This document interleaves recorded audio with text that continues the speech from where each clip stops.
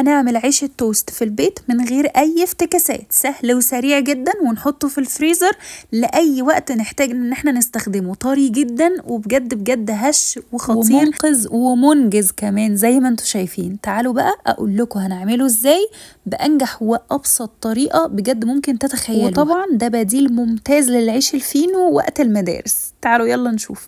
اول حاجه خالص هجيب معلقه كبيره من الخميره، نص كوبايه ميه، ومعلقه كبيره من السكر، ونسيبهم نقلبهم ونسيبهم مع بعض 10 دقايق بس لغايه ما الخميره تعمل فوم كده زي ما انتم شايفين، وكده دليل ان الخميره بتاعتي شغاله. هبدا بقى انزل عليهم سكر وملح ولبن بودره، وممكن نستغنى عنه، ودقيق. وعايزه اقول لكم كل المكونات هكتبها لكم، والمقادير يعني هكتبها لكم تحت الفيديو.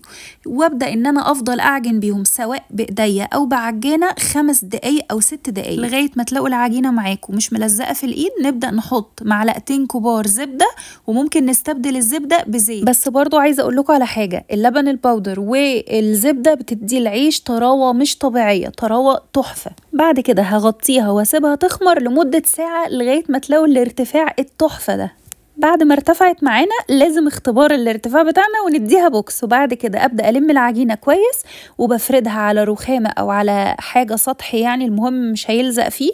وبعدين ابدا ان انا المها، افردها الاول مستطيل والمها جامد كده، وانتوا بتلفوا اضغطوا.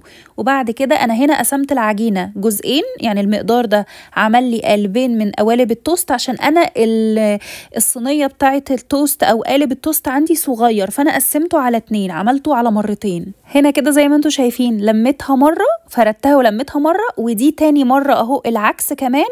وبعد كده قسمتها نصين وبدات ان انا افردها تالت مره، وكل ده ورا بعضه عادي، وتفرده كويس قوي. وفي الحته الاخرانيه بقى تدخلوا الجناب كده من الجنب، وتقوموا حاطينها في القالب بتاع التوست بتاعكم. خطوه اللف دي تلفوا وانتوا بتضغطوا عشان يبقى مش مفرغ من جوه وما يبقاش فيه فراغات من جوه. بعد ما سبته في القالب يخمر كمان نص ساعه، دهنت الوش بلبن، مفيش اكتر من كده، وجبت ورق فويل قفلته كويس قوي.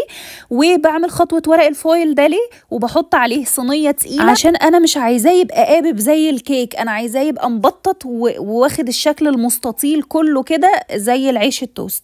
هنا انا قسمته على مرتين زي ما قلت لكم، دي تاني مره اهو، تاني قالب. لفيته كويس جدا وقفلت من الزوايا في الاخر كده، شايفين زي ما انتم شايفين بسويها، وبحط التانيه لتحت واسيبه في القالب، اغطيه طبعا واسيبه نص ساعه يخمر. بعد كده ادهن الوش لبن زي ما انتم شايفين كده، واحط الفويل واحط عليه صينيه عشان ما يقبش زي الكيك. ولو مش فارق معاكوا عادي سيبوه يقب مفيش مشكله.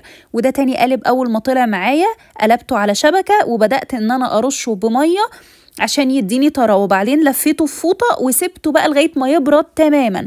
انا ما بقطعش التوست بتاعي الا لما يبرد تماما، ويفضل تقطعوه تاني يوم. ماشي، سكينه بقى رفيعه، ويفضل من اللي هي تبقى مشرشره دي وبس. ونقطعه بقى السمك اللي احنا عايزينه. عايزين تقطعوه اتخن شويه وتعملوه فرنش توست براحتكم، عايزين تقطعوه نفس حجم التوست والسمك بتاع التوست براحتكم. عايزه اقول لكم ان انا ما قدرتش اقاومه من حلاوته وجماله وطراوته، بجد بجد خطير، ده لازم تجربوه.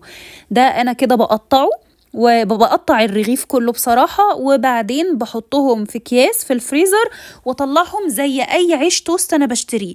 واي عيش عندي انا بجيبه او بعمله بحطه في الفريزر واطلعه وقت الاستخدام. عايزه اقول لكم بيفضل عندي اكتر من شهر او شهر وشويه، ما بحتاجش ان انا اشتري توست وما بيبص مني وما بينشفش. عايزه اقول لكم خطير. الوصفه دي ممكن تعملوها بدقيق قمح كامل، ممكن تعملوها بدقيق ابيض وتخلطوا عليه شويه دقيق شوفان. عايزه اقول لكم ينفع بكل حاجه ممكن تتخيلوها، كل انواع الدقيق اللي تتخيلوها وما تتخيلوهاش. الوصفه دي ناجحه 100%، المقادير مظبوطه جدا. امشوا على الخطوات، حتى هي مش محتاجه خطوات. الفكره كلها ان انتوا تعجنوا كويس قوي لغايه ما العجينه تبقى سايبه ايديكم ومش ملزقه، وما بنزودش دقيق عشان القوام بتاعه ما ينشفش معانا.